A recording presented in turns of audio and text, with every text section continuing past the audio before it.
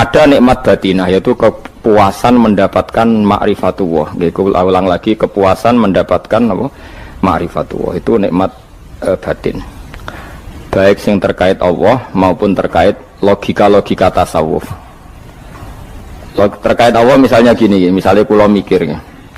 Kula nu bolak-balik matur niki, berkali-kali di tempat ngaji ini. Mugi jenengan eling mboten gadah masalah ingatan ini eling-eling.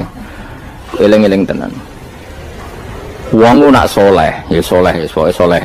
Cek soleh mulai cilik, cek soleh dadakan terus husnul khotimah, pokoknya napa? Soleh. Niku nak mati, niku bumi ku nangis. Nangisnya bumi ku kekurangan utawi kalong wong sing sujud ning ndekne. Ya Allah Gusti, biasanya wonten tiyang niku sujud teng nggen kula, dia berperilaku baik teng nggen kula, sakniki tiyang niku pun jenengan ambil, nangis bumi. Sakniki sing urip arek bedua-bedua, damel narkoba, damel ngefly, damel macam-macam lah. Itu nangis bumi. Langit semeneng.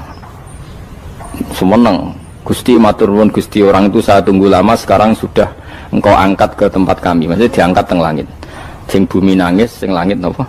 Seneng. Nah, kemudian kita berpikir begini, bumi kok iso nangis iku piye? Nah, itu terserah sampean apa termasuk ulama zahir apa termasuk ulama batin. Kalau ulama zahir mengatakan bumi nangis itu mau kinayatun anil husni, pokoknya pantese bumi itu susah, wong kelangan putra terbaiknya. Tapi nak cara ulama-ulama hakikat yang mengenali sekali betapa kudrohnya Allah, betapa kudrohnya Allah itu tidak terbatas. Itu yang meyakini bumi nangis itu nangis tenan. Misalnya ngaten kula tak terangno malih ya. Kowe bayangno dadi Nabi Adam, ngrungokno kowe. Kowe bayangno dadi Nabi Adam. Nabi Adam tenan maksudnya. Terus Nabi Adam orang pertama dia tahu betul kalau dia dicipta dari bumi. Dan dia pula tahu betul, beliau tahu kalau dia bisa ngomong, bisa mikir, bisa macam-macam. Terus indukannya beliau itu bumi. Mesti pikiran Nabi Adam, jangan-jangan bumi ini juga bisa berpikir kayak saya. Ini kan materi saya, karena saya dari bumi ini bisa ngomong, bisa melihat macam-macam. Terus bedanya apa manusia mbek napa? Umpama kowe dadi nabi napa? Adam. Orang yang dekat sekali, qoribu ahdin, dekat sekali dengan kesaksian kudroh Allah. Gini ku dekne roh nak materine kok bumi, dan dia orang pertama yang urung lali kamane. Tapi ketika sudah ribuan orang, mungkin jutaan orang lali, seakan-akan bumi itu tidak jenis dari kita. Bumi adalah hal yang berbeda dengan kita. Kita manusia berakal, bumi itu benda mati.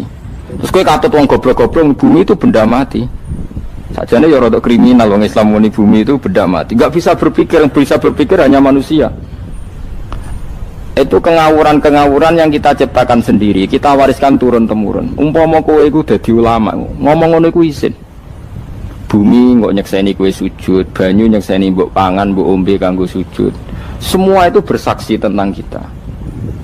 Ya, lan sampean tanglet kula, cara melogika gimana? Begini, tak wari cara gampang-gampangan ya. Tak warai tauhid sing kasyaf. Tauhid ini yang dawuh Sayyidina Ali lau kusifal khoto umastatu yakinan. Umpama somben tutup-tutup iku dibuka, akulah imanku ora tambah mbek pangeran. Karena tren dunia dan akhirat sama. Zaman yang dunia ya Allah ala kulli saing godin, kok zaman yang akhirat ya Allah ala kulli saing. Cara Sayyidina Ali, somben aku wis matilah imanku ora tambah, meskipun aku ora swarga neraka. Lah kena napa? Darah padha wae, ning dunia ya pertunjukan kudratullah, ning akhirat ya pertunjukan kudratullah. Jadi pikirannya Sayyidina Ali seperti itu. Saya kan lahir misalnya tahun 1970. Berarti mulai Nabi Adam itu saya kan nggak ada. Ngerti-ngerti ada. Saya mengira waktu zaman tidak ada itu panjang apa cepat? Cepat, karena kita tidak melalui itu. Ujuk-ujuk wujud. Kadang kalau mati ya wedi kan. Mau mati jebule kiamat 1 juta tahun kasih wopo nang kuburan. Maksudnya Khalillah itu. Makanya aku ora roh, tak tinggal turu sakmono kan yo nglilir. Nang nglilir terus nanti. Apa mlaku-mlaku nang donya, apa piye, nak turu ya kok ngani ngoyo turu kok ribuan tahun lintas. Terus ya apa jajal? Sampeyan tak takoki, misale sampeyan ning kuburan iku apa?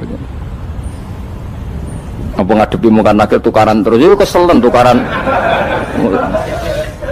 kok nopo ratusan ribu mungkin. Nah terus kita dilatih. Kata Sayyidina Ali gampang latihan seperti kata Sayyidina Ali, apa gampang udah jadi wong alim. Pada akhirnya kita ini aku zaman urip yo ora roh karepe, ngerti-ngerti urip, mati yo ora roh karepe. Pas mati sebenarnya petangin nah yo ora roh karepe, pokoke wa mata sauna illa ya Allah. Makanya masyhur itu dia ketemu orang ateis. Dia orang ateis itu anti Tuhan, anti Tuhan pokoknya. Dia ditanya, lalu kamu hidup itu karena siapa? Ya gak tahu hidup. Lalu kamu mati yang menentukan siapa? Ya gak tahu, kalau tahu mati. Ya berarti Anda gak bisa menentukan diri kamu sendiri. Akhirnya dia taslim, ya ada yang menentukan. Lah ya ada yang menentukan itu dalam Islam disebut apa? Allah, disebut kalimatu haqqin alaiha nahya wa alaiha namut. Jadi kalau maknanya itu kalimat yang benar-benar nyata, yang karena kalimat itu pula kita mendapat kehidupan, yang karena kalimat itu pula kita mati, yang karena kalimat itu pula kita akan bangkit lagi. Itu yang makna hakikat. Tapi kalau makna syariat gak begitu. Kalau makna syariat begini, dan ini benar juga. Mengenai kena ada di ulama, ciri utama ulama itu jami'ul bayan. Dia kalau menjelaskan itu indah sekali dan orang pasti taslim. Sama saya tak warai tenan. Sama kan biasa wiridan la ilaha illallah kan biasa, mulai mimpin tahlil sampai kepeksa mergo do tahlil melok, sampai sing darani bid'ah akhirnya ya melok tanggane napa? Tahlil. Sesuai wae. Kata Ibnul Qayyim Al-Jauziyah dalam kitab Zadul Ma'ad. Kitab Zadul Ma'ad itu kitab kesayangannya Sayyid Abdul Haddad. Sayyid Abdul Haddad itu pengarang kitab Zadul Ma'ad. Padahal kitab ini dikarang oleh muridnya Ibnu Taimiyah. Abdul Haddad itu gak seneng Ibnu Taimiyah tapi seneng muridnya. Jadi di sini ulama ya demokratis. Gak seneng gurunya tapi seneng. Saja nih Ibnu Taimiyah itu orang baik. Ya ulama top ya baik, ya waras top. Tapi ngerti-ngerti Wahabi itu identik dengan Ibnu Taimiyah. Akhirnya ulama ahli sunnah penyebut itu terus isin. Mulane kiai-kiai ra ono sing dalil kok Ibnu Taimiyah mergo dicap Wahabi. Padahal Ibnu Taimiyah wong alim. Di kitab-kitab kita termasuk Syekh Muhammad piyambak nanya Ibnu Taimiyah qala Syekhul Islam lho qala. Tapi kan ini sudah milik Wahabi sehingga kita ini terus akhirnya gak gelem nyebut. Ya jadi kitab koyo dalil fastabiqul khairat iki apa par iki dadi dalil yo dhewe-dhewe. Wah parah tenan wong-wong. Dulu saya melihat orang enggak kunut itu ya biasa. Mergo saya sebagai wong alim ngerti iku madzhab Abu Hanifah. Saiki nek ra kunut Muhammadiyah. Kita ini sebetulnya ahlul ilmi enggak tahu kunut itu madzhabnya siapa kita. Itu madzhabnya Abu Hanifah, yang kunut madzhab Syafi'i. Tapi tahu-tahu iki madzhab NU, iki madzhab Muhammad. Mana ada orang-orang ini bisa punya madzhab? Ngalime sepiro nganti dadi nopo? Madzhab. Tapi wis dadi bahasa, wis dadi nopo? Sekuaco kabeh sene. Mas repot-repot. Tak warai iki. Sampeyan ben nglafadzno la ilaha illallah iku keren ya, keren tenan mboten keren-keren. Ngendikane Ibnu Qayyim Al-Jauziyah itu gini. Min asliha khuliqatil jannah wa min asliha khuliqatin nar. Terus wa min asliha khuliqatid dunya wa min asliha buisatir rasul wa min asliha qatala rasul. Terus sampai sekarang saya tak bedai. Surga itu kan digawe kelas VIP mewah. Terus jari rugane widadari dulu kan nak wingi sebut. Kira 70. Wahyu kabeh ora ono sing kriting, wahyu kabeh. Wahyu kabeh terus gak tahu delok wong liya kan. Kadang bojo kita wis elek jek delok. Oh iya, widadari sifatnya maksuratun fil khiyam. Jadi gak tahu keluyuran ning ndi.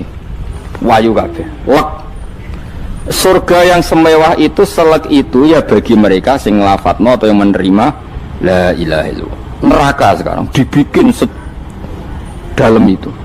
Jari Abu Hurairah neraka itu tes-tesane benda kamu jatuhkan ke neraka itu untuk santai ke bawah itu nunggu 70 tahun. Kila 70.000 tahun. Dikena HP yang membuat ceblok nang neraka itu cebloke ngenteni 70 tahun. Betapa dalamnya ngentekno bego piro ya bayang misalnya. Oh itu kontraktor mana saja tidak sanggup itu disuruh ngeduk kedalaman neraka. Iku ya mau kanggo wong sing menolak la ilaha illallah. Jadi kalimat ini luar biasa. Swarga digawe bagi yang nerima, neraka digawe ya untuk yang menolak. Ya kalimat sing kowe nak tahlilan turu iku lho. Iku kalimat sing nggo alasan Allah gawe swarga.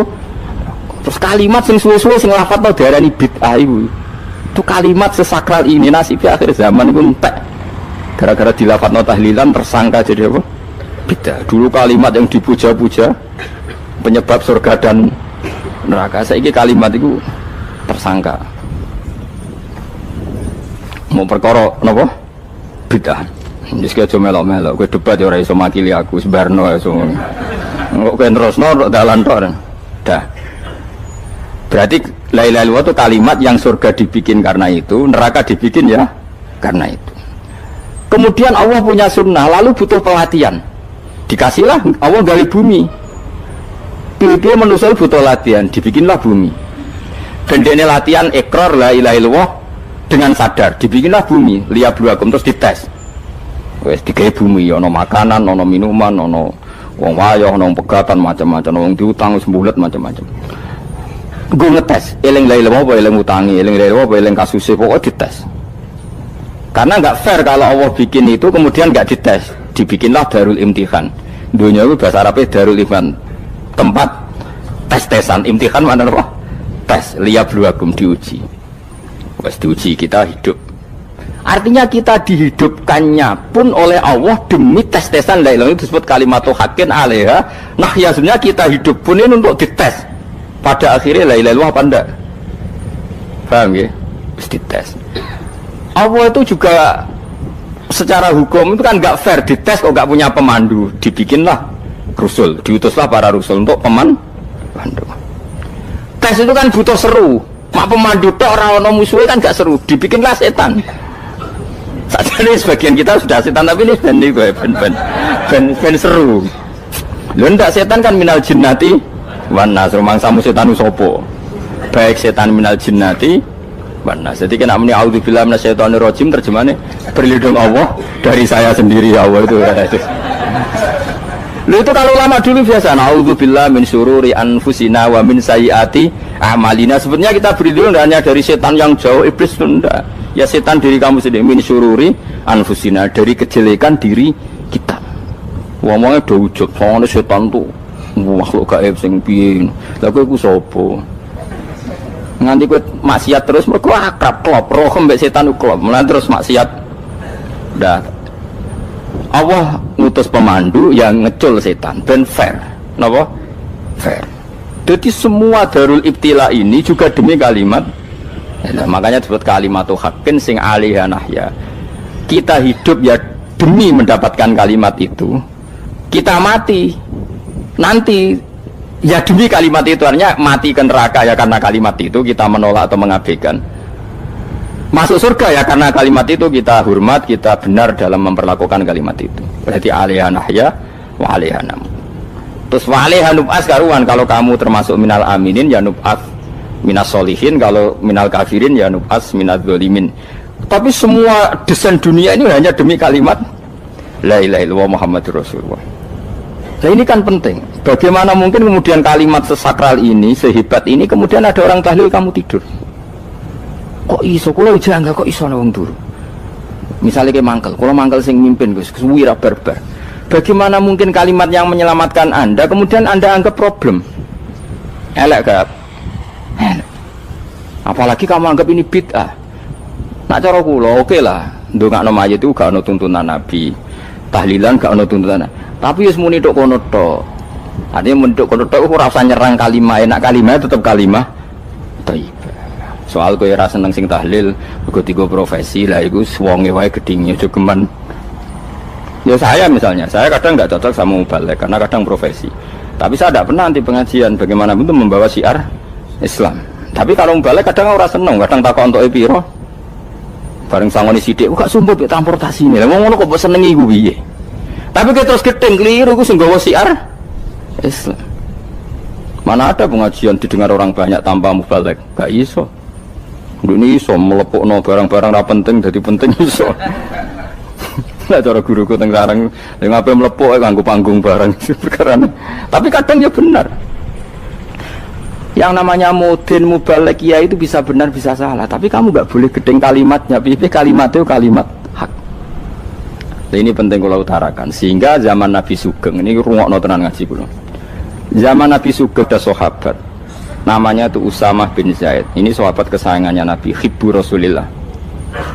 Usamah itu diutus Nabi perang. Ini dengerin ya, diutus perang. Pas perang itu si kafir tadi menggal temannya. Ada yang tangannya putus, kakinya putus. Wah, seorang kafir ini sudah luar biasa. Bacok sana, bacok sini. Ketika terdesak oleh pasukan Usamah, kebetulan Usamah ini cakap ya, sama beberapa temannya orang Ansor. Orang kafir yang sudah kotoa arjulana wa kotoa aidiana, dia pas terdesak bilang la ilaha illallah. Terus sama Usamah tetap ditusuk, dibunuh karena dia berpikir ini qolaha muta'awwidzan, dia melafadzkan kalimat itu hanya berlindung dari pembunuhan.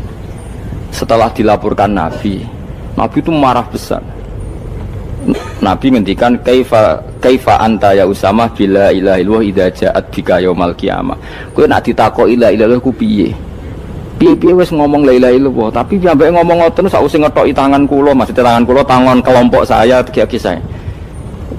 Nabi tetap jawab kaifa bila ilaha illallah idza ja'at bika yaumal qiyamah. Pokoknya Nabi menyoal terus.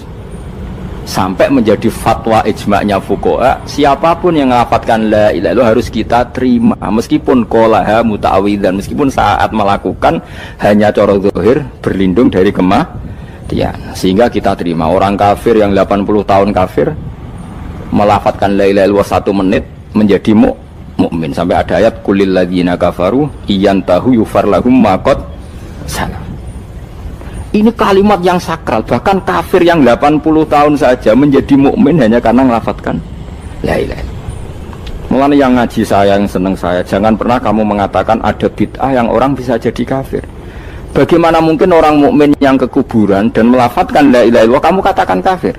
Padahal kalimat ini yang kafir 80 tahun saja menjadi mukmin. Saiki ana wong nglafadzno la ilaha illallah mergo salah tempat pinggir patok mbok arani kafir. Kok aneh. Wong sing kafir 80 tahun udah dadi mukmin iki gara-gara ngafalno la ilaha illallah dadi kafir. Mergo mau salah tempat ning pinggir apa? Patok. Mboten ora cocok muni nganggur, wong sering ziarah ku nganggur. Nyatane ya tenan. Cara dekne pegawai negeri ora sering ziarah. Nah iku tapi ora usah muni kafir gak mungkin lah. Coba kalimat ini itu orang kafir yang 80 tahun menjadi apa coba dengan melafadzkan kalimat ini? Mukmin kan? Berarti kalimat ini adalah kalimat penghilang kekafiran. Lalu karena dilafadzkan secara salah dianggap kafir. Hanya karena bid'ah itu tidak mungkin. Makanya sebetulnya Wahabi yang alim-alim itu tidak berpendapat demikian. Saya punya beberapa referensi Wahabi yang alim itu tidak pernah mengkafir-kafirkan orang karena perdebatannya seperti itu. Tapi saat ini wis kuwajo. Sebenarnya kalau orang alim itu ya mirip-mirip, entah Wahabi entah tidak mirip-mirip. Karena kalimat tadi. Wahabi itu kitab terbesarnya itu Ibnu Taimiyah. Ibnu Taimiyah itu punya murid Ibnu Qayyim Al-Jauziyah. Itu sampai sekarang saya lihat di fatwanya Ibnu Taimiyah itu begitu hormat sama orang-orang kita ini sama. Tapi tahu-tahu lewat penyaduran sana sini terus menjadi kacau. Jadi kalau balik ini malah sampai nak kepengen dua nikmat batinah seperti tadi yang saya utarakan. Swarga dicipta sedemikian mewah ya demi yang menerima la ilaha illallah. Terus neraka dibikin se ekstrim itu juga bagi yang nolak. Kemudian dibikin daru pelatihan yaitu dunia ya karena kalimat berarti kalimat itu luar biasa. Wa biha qamatis samawati wal ardu. Kalimat ini pulang menjadikan langit bumi berdiri. Lalu sekarang kita bisa ngomong, bisa berpikir, bisa ngadekno BPKB macam-macam. Itu karena kita sendiri apa karena kudratullah? Saya tanya. Karena kudratullah. Kalau karena kudratullah, apa susahnya Allah bikin kemampuan tanah ini nangis, tanah ini susah. Wong podo-podo kowe iso nangis, iso mikir ya mergo kudratullah, ndak karena kamu. Harusnya ya sama, bumi-bumi ini bisa menangis juga karena kudratullah. Makanya bumi ini menangis ketika enggak ada orang yang sujud. Iku ya mungkin. Wong zaman kowe iso nangis ya krana kudratullah, mestine bumi yang kamu katakan benda mati, hakikatnya dengan kudratullah juga sama dengan kita. Mulane tenggene kitab Al-Husunul Hamidiyah, kula ngrasa utang tenan mbek kitab. Dulu saya ngaji 2 tahun kitab Al-Husun. Kitabnya kecil tapi saya ngaji itu 2 tahun. Berkali-kali saya ulang. Itu beliau cerita gini. Dia yang ngarang itu orang alim, kebetulan dia orang India. Memang kelebihannya kitab dikarang orang Arab itu luweh bulet. Wong Arab kan semuanya Islam, karangannya itu standar. Ini dikarang orang India. Di Tonggo Blodor, di masjidnya, dikarang ulama yang masyarakatnya itu udah karu-karuan. Beliau cerita itu gini, manusia itu punya satu kebodohan, di mana kebodohan itu disebabkan oleh robtul asbab al-adiyah, mengkaitkan sebab sing biasa-biasa. Misalnya gini, sama saya kita omongi, misalnya ada orang bilang gini, batu ini nanti itu menjadi ayam. Orang bilang mukhal apa enggak? Enggak, jawab saja. Mukhal. Kenapa bilang mukhal? Karena dikira enggak bisa kan? Enggak, jawab saja. Jawab satu-satu. Batu ini menjadi ayam. Kamu jawab mukhal. Alasannya apa? Alasannya enggak mungkin terjadi apa kamu enggak bisa? Sebetulnya karena kamu enggak bisa. Udah. Lau ukhbiro dzakar rajul. Andai kan orang itu kamu kasih tahu, klungsu ini biji asem itu, biji pohon asem itu. Nanti yang kecil ini suatu saat besar. Setelah besar buahnya banyak, tambah besar, tambah besar. Terus orang bilang mungkin. Ketika bilang mungkin itu karena dia bisa apa hanya karena menyaksikan berkali-kali ada kejadian nak klungsu ditandur, iku iso dadi gede. Coba sama jawab. Karena dia bisa apa karena hanya menyaksikan itu sering terjadi? Hanya misalnya.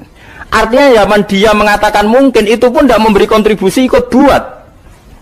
Iya enggak? Tetap bergantung kudrahnya Allah. Dia hanya bilang mungkin karena sering melihat. Sebenarnya dia enggak sama sekali memberi kontribusi. Lah ya darani mungkin ya ora urun. Paham ya? Lalu kenapa dia kecangkeman terus muni wong wis mati dadi lemah gak mungkin dadi manusa meneh. Lho zaman dadi manusa sing wis ngene iki kok mani dene lara melo gawe. Terus muni mungkin mergo sering terjadi, sering roh, sering bersaksi. Berarti sebetulnya manusia itu pakai ukuran dia mampu tidak mampu apa pakai ukuran bersaksi melihat. Bersaksi. Nah ini kan problem kita sebagai manusia itu problem. Mulane disebut wa kanal insanu dzaluman jahula wis goblok aja-aja. Mergo manusia itu nak wis goblok aja-aja. Makanya saya kemarin diminta ngisi di pondok kajen. Kalau sampean berdebat sama orang ateis atau orang komunis itu gampang saja. Dilatih begini seperti teorinya Quran. Ya nanti saya teruskan ini tak ulang lagi ya. Saya ulang lagi ya. Andai kan nggak pernah terjadi telur itu jadi ayam, nggak pernah terjadi sama sekali. Telur itu jadi ayam. Terus kamu mengasih tahu orang tadi, telur ini loh nanti jadi hewan yang hidup terus terbang. Mesti dia bilang muhal, benda mati kok nanti jadi benda hidup yang terbang ngalor ngidul. Berhubung sering terjadi dan dia pun tidak ikut bikin, bilang mungkin. Paham ya? Saya ulang lagi ya. Berarti dia bilang mungkin karena sering apa? Terjadi dan dia lihat. Andai kan pertama kali nggak ada telur sama sekali yang jadi ayam, terus pengalaman pertama di dunia belum pernah terjadi. Kamu kasih tahu telur ini nanti jadi ayam terus terbang. Orang ini bilang muhal enggak? Muhal. Berhubung sering terjadi bilang enggak? Nah berarti kita nanti bangkit dari kubur gampang saja bagi Allah. Cuma belum pernah terjadi kamu mengatakan muhal. Nah makanya otak kita harus dibenahi. Kalian jogeman percaya ambek yang pernah kita lihat, yang sering kita lihat. Percayalah dengan akal, tapi akal waras deh. Karena waras itu serempet tatanannya wangil. Makanya Islam itu melatih. Kul falillahil hujjatul balighah. Misalnya begini ya, dulu kalau Gerwani atau PKI atau siapa saja lah, itu kalau melatih anak-anak TK, makanya seorang ulama harus punya kecakapan penjelasan ibanatul ahkam. Itu anak-anak kecil dilatih. Anak-anak kamu terpejam, mintalah manisan sama Allah. Ya Allah saya minta manisan, saya minta permen. Terus disuruh buka, dapat enggak anak-anak? Enggak dapat bu. Wah berarti Allah enggak ada. Sekarang minta sama bu guru. Bu guru kami minta permen dikasih. Berarti yang ada bu guru bukan Tuhan gitu. Akhirnya jadi gerakan ateisme. Nah sebetulnya untuk melawan gerakan itu kita harus melatih begini misalnya gini. Saya itu pernah ketemu sama orang yang berpikiran komunis. Oh komunis juga. Dia nantang saya gini, Pak, pokoknya saya tidak bisa nerima konsep Tuhan sebelum Anda bisa menjelaskan kenapa ada Tuhan. Jadi, bocah kok elek ini. Nah, aku ngerti aja, sak cerdas ini tetap cerdas aku yakin tetap cerdas aku. Rasanya selain raine seram meyakinkan, tapi pikir tetap cerdas. Kulo itu kan wong Quran gitu, artinya punya pikiran panjang. Mungkin di antara orang Islam kita ini tidak punya kecakapan menjelaskan. Tapi kalau orang sering baca Quran, apalagi dia ngaji tafsir ya, yang waras maksudnya waras lah. Terus rapati seneng duit, barang ini penting. Kalau seneng duit, mari goblok. Yakin ulama seneng duit, mari goblok, tak jamin. Umpama alim wis kelas B, kelas C gak bisa, tahqiq gak bisa. Kalau tahu dikandani konco kulo riyen ambek jenengan udah saya kaca akeh. Lah kenapa? Cok seneng duit kulo. Duit itu masalah bagi ulama. Orang duit lebih masalah kan ya. Maksudnya rasa senang tapi aja terus gak duit. Sekarang saya tanya, Quran itu melatih kita gini. Quran itu sederhana kalau ngelatih tauhid. Tapi orang pasti ingat. Kata Allah gini, nggak apa-apa, saya tidak Tuhan, nggak apa-apa. Kamu yang Tuhan. Tapi buktikan kalau kamu Tuhan. Caranya gini. Am khalaqus samawati wal ardi. Ya nggak apa-apa, kamu yang Tuhan nggak apa-apa. Tapi buktikan kalau kamu menciptakan langit, bumi. Mereka pasti ikrar, ya tidak mungkin saya menciptakan bumi, saya lahir sudah ada bumi. Yesus lahir sudah ada bumi, nggak mungkin Tuhan. Terus Tuhan membuat pertanyaan kedua, am khuliqu min ghairi syai'in. Ya sudah, kalau saya tidak Tuhan, lalu nggak ada Tuhan, berarti alam raya ini tercipta oleh sesuatu yang nggak ada. Aneh nggak? Misalnya sebelum alam raya ini nggak ada Tuhan. Berarti sebelum alam raya ini kan adanya nihilisme, sesuatu yang nggak ada. Kemudian sesuatu yang nggak ada menjadi penyebab sesuatu yang ada. Aneh gak? Menurut aneh, sesuatu yang nggak ada itu mestinya kan nggak bisa ngelabeti, nggak bisa berfungsi, nggak bisa ada gunanya. Oh jenenge raono itu ya marai popo, mau raono kok jadi sebab. Sesuatu yang menjadi sebab itu yang wujud apa yang nggak ada? Yang wujud. Sak takoi. Lah kalau nggak ada Tuhan berarti alam raya ini lalu sebabnya apa? Ya dari ketiadaan, lalu tiada itu menjadi sebab. Yang tiada kok jadi sebab itu tekem gitu. Mikir di mana-mana yang sebab itu harus barang yang wujud, nggak boleh tiada kok jadi sebab. Ini kan jadi aneh, sesuatu yang tiada menyebabkan sesuatu yang ada. Terus dia ya pokoknya ronde ini kalah, tahu kapan tak pikir nganti mati temenang aku ini. Makanya sebetulnya dalam ilmu mantek pertama itu kita tidak harus iman Tuhan itu namanya Allah, tidak harus. Makanya pertama dikenalkan, sementing kenal Tuhan itu ada dulu, disebut zat sing wajibil wujud, belum disebut namanya Allah. Allah itu disebut nama Islam, itu paham ya? Saya ulang lagi, Allah disebut itu nama Islam. Tapi kalau penemuan akal hanya sampai kita ini butuh zat sing wajibil wujud, sing menjadi penyebab semua alam raya ini. Di bahasa Arab disebut musabbibul asbab. Belum menyebut Allah musabbibul asbab. Islam pun pertama Iqra turun ya gak nyebut Allah. Iqra bismi rabbikal ladzi khalaq, khalaqal insana min 'alaq. Iqra wa rabbuka. Tuhan itu siapa? Yang mencipta. Nah, yang mencipta ini oleh syariat Islam disebut apa? Tapi dalam logika yang penting kowe kenal sik ana musabbibil asbab. Pastikan bahwa alam raya ini yang wujud pasti disebabkan sesuatu yang ada. Enggak boleh barang wujud kok diciptakan oleh sesuatu yang tidak ada. Yang gendeng ora barbar barang ra ono mbok sifati al-khaliq. Sing gawe langit bumi apa? Pencipta. Penciptane apa? Sesuatu yang tidak ada. Kowe ikhlas dutek ngono kowe ikhlas ta ora? Gak kowe ikhlas ta ora dutek ngono kowe ikhlas ta. Kowe gelem dadi bodho niku. Gelem kan? Mboten. Nah, nikmat ngono jenenge nikmat batin. Mulane sing suwenang mbek kalimat la ilaha illallah. Wis ana sing bid'ahnallah iku wong nganggur wis beno sak uni-unine. Tapi kadang memang kita berlebihan. Tahlilan rabar-bar matang puluh dina ini rabar-bar. Muka alasannya wis disangoni akeh tahlil sedih lho sakake penggemar sing keselen sing rantuk sangu ya butuh cepet. Lane cara kula niki penting kula utara nggih. Kowe nek ora cocok tahlilan 40 dina wis ngomong ae kira cocok model harinya. Tapi ki aja menolak kalimat la ilaha illallah iku disifati Kanjeng Nabi kalimat thayyibat. Wong Nabi nyifati thayyibah, kalimat yang suci kok nyifati bid. Tak soal kira cocok wong sebut. Misalnya kamu bilang saja wong mati wis sangu amale lha apa didongakno barang. Nek kowe pengen ndonga ora usah ndonga. Wis ora usah biasa wae. Kula lah mbok dongakno ora seneng. Gak meyakinkan. Karo dene mlebu swarga butuh dongamu ora ana swarga fadhole pangeran apa mbok dongano barang. Nah, tapi kowe donga aku ya seneng. Senenge ya semau lah timbang nyanyi-nyanyi rame-rame sadok dongane. Mbok mandi mbok ora pokoke dongane. Saya ulang lagi ya. Makanya Quran itu melatih logika sampai seperti itu. Am khalaqus samawati wal ard bal la yuqinun. Sampai terus diulang-ulang. Am khuliqu min ghairi syai'in. Kalau mereka merasa Tuhan nggak apa-apa, tapi buktikan mereka ini wujud sendiri tanpa sebab.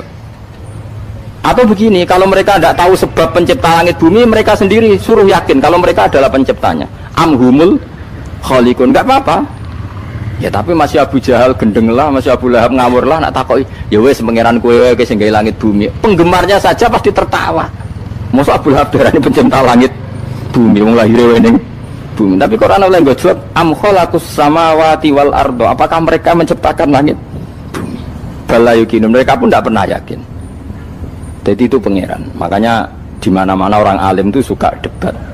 Karena pangeran sendiri kalau menjelaskan kebenaran seringnya juga nantang debat. Kata Allah, Qul ara'aytum ma tad'una min dunillah aruni madza khalaqu minal ardi am lahum syirkun fis samawat. Enggak apa-apa mereka Tuhan kata Allah, tapi buktikan zaman langit diciptakan mereka memberi kontribusi apa? Apa urun bego, apa urun cagak, apa piye lah pas aku gawe langit iku dekne urun apa jare am lahum syirkun fis samawat. Misale urun apa lah? Urun tol ta urun apa lah. Itu pangeran. Mereka kan pasti menjawab enggak. Terus itu nih kita bimbing qobliyada. Kalau kamu nggak percaya Quran sebagai kitab, nggak apa-apa. Tapi buktikan kamu punya kitab tandingan. Nggak, mereka nggak punya juga. Atau gini, nggak usah Quran, nggak usah sakralan. Au atharotim min ilmin, atau kajian ilmiah yang membuktikan bahwa Yesus itu Tuhan, atau yang membuktikan bahwa berhala itu Tuhan. In kuntum shodiqin, nggak apa-apa kalau kamu benar, buktikan. Nah itu makanya semua nabi itu punya kecerdasan. Karena tadi nabi kadung nantang itu nih kita bimbing qobliyada au atharatim min ilmin in kuntum shodiqin. Tapi sekarang orang alim soleh itu jarang. Yang ngono anggere wong soleh rapati ngalim, anggere sing alim biasanya rapati soleh. Lah kula itu masuk rontok-rontok ya isih rontok soleh ya rontok, tapi lumayan masih menjaga hujjatullah tadi. Sebab itu ulama dulu mengajarkan Allah itu siapa? Disifati zat sing wajibil wujud. Karena alam ini kadung ada. Kalau alam ini kadung ada, pasti penyebabnya sesuatu yang wujud. Tapi kalau wujudnya mungkin, bahaya. Wong sing gawe wae wujude terima mungkin bisa wujud bisa tidak. Makanya dipermanenkan yang gawe alam ini zat sing wajibil wujud. Sing wujudnya wajib. Wajib itu enggak bisa enggak pasti wujud. Nah terus kita kenal itu namanya khaliq, itu musabbibil asbab, itu khaliqul asya. Lalu oleh Islam zat yang demikian itu disebut Allah. Terus jadi la ilaha illallah. Nah orang yang bertauhid gini tentu punya kenikmatan batin yang luar biasa. Sehingga saya bayangkan nanti mati yang ngono biasa wae kan. Gusti zaman kula teng donya ora melok ngatur oksigen, ngatur nyawa, ape mati ndak ra ngoten. Mulane jare Sidina Ali, jenengan jemben nak mati tambah pinter apa biasa? Ya biasa wae.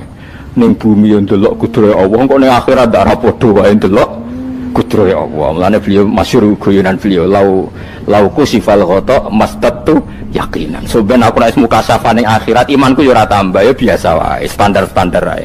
Maksudnya kue ning dunia ujung-ujungnya paling pokok ya menyaksikan kudratullah. Sebenarnya akhirat ujung-ujungnya paling pokok ya delok kudratullah. Ning dunia saiki Allah ya matlubi sing kita cari. Sebenarnya akhirat ya Allah matlubi. Faham ya? Artinya hukum dunia dan akhirat itu sama. Kita di dunia golek ridhanya Allah, ning akhirat ya golek napa? Ridhanya Allah. Nah soal kecil itu, tapi ning akhirat tak masalah, Gus pun rokok masalah, diutang ditagih yo. Masalah, kere suwi ku yo masalah. Ya biasa jenenge makhluk anane masalah. Sing ora oleh di masalah ku pangeran. Pangeran sing duwe masalah. Biasa wae. Lah makanya kula suwun nggih aja geman gedeng